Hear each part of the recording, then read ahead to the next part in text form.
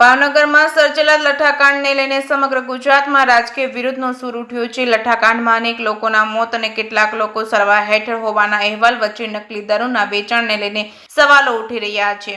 Royal સ્ટેગિંગની બોટલમાં નકલી દારૂ ભરીને વેચાણ કરાતું હોવાનો આક્ષેપ છે। ત્યારે ગુજરાતમાં દારૂની સાથે નશીલા પદાર્થો અને કફ સિરપના વેચાણને લઈને સાબરકાંઠા જિલ્લા કોંગ્રેસે સરકાર સામે મોરચો ખોલ્યો છે।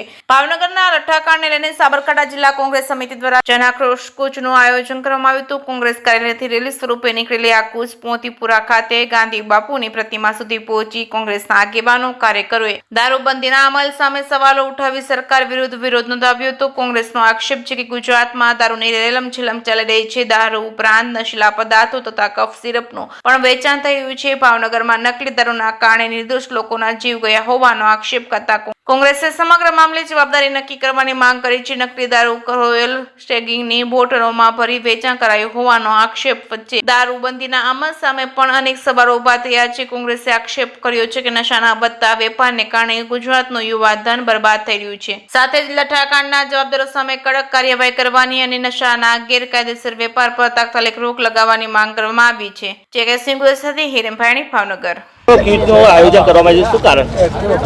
ભાવનગરની અંદર જે લઠ્ઠાકાંડ થયો અને એમાં 12 નિર્દોષ યુવાનોના જીવ ગયા, તેમાં નકલી દારૂ પકડાયો છે અને એ દારૂ છે અહીંયા જ બનાવી અને રોયલ સ્ટેગની બોટલો સરેઆમ વેચવામાં આવી છે અને એની અંદર ઝેર ભેળવવામાં આવ્યું હતું અને એ ઝેર લેવાથી 12 યુવાનોના મૃત્યુ થયા છે અને બીજા કેટલાક લોકો હોસ્પિટલમાં છે।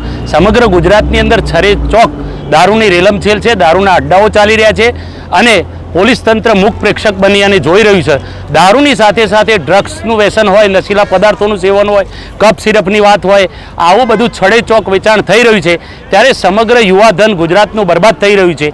તેની સામે પ્રતિકાત્મક વિરોધ કરવા માટે અમારા ગુજરાત પ્રદેશ કોંગ્રેસ સમિતિના આદરણીય પ્રમુખ માનનીય અમિતભાઈ ચાવડા સાહેબ, વિધાનસભા કોંગ્રેસ પક્ષના નેતા આદરણીય ડૉક્ટર તુષારભાઈ ચૌધરી સાહેબના આહવાનથી સમગ્ર ગુજરાતની અંદર તમામ જિલ્લા મથકોએ એક જન આક્રોશ કૂચ કરવાનું આયોજન કરવામાં આવ્યું હતું। તેના ભાગરૂપે આજે સાબરકાંઠા જિલ્લા કોંગ્રેસ સમિતિ દ્વારા માનનીય પ્રભારી શ્રી દિનેશભાઈ ગઢવી સાહેબ, માનનીય બાબુસિંહ ઠાકોર સાહેબ, માનનીય અશોકભાઈ પટેલ તથા તમામ વરિષ્ઠ મહાનુભાવોની અને કાર્યકર્તાઓ, મંડળ સેક્ટર પ્રમુખો, તાલુકા અને શહેર પ્રમુખશ્રીઓ તથા મહિલા અગ્રણીઓ તથા યુવા અગ્રણીઓની હાજરીમાં આજે જન આક્રોશ કૂચ મારફતે અમે રાજ્ય સરકારને એ કહેવા માગીએ છીએ કે દારૂની રેલમછેલ ગાંધીના ગુજરાતની અંદર આવી રીતે કેવી રીતે હોઈ શકે। ત્યારે કાયદામાં રહેશો તો ફાયદામાં રહેશો કહેનારા હોમ મિનિસ્ટર એ પોતે નિષ્ફળ પુરવાર થયા છે, એટલે એમનું રાજીનામું માગવાનો પણ આજનો આ કાર્યક્રમ છે।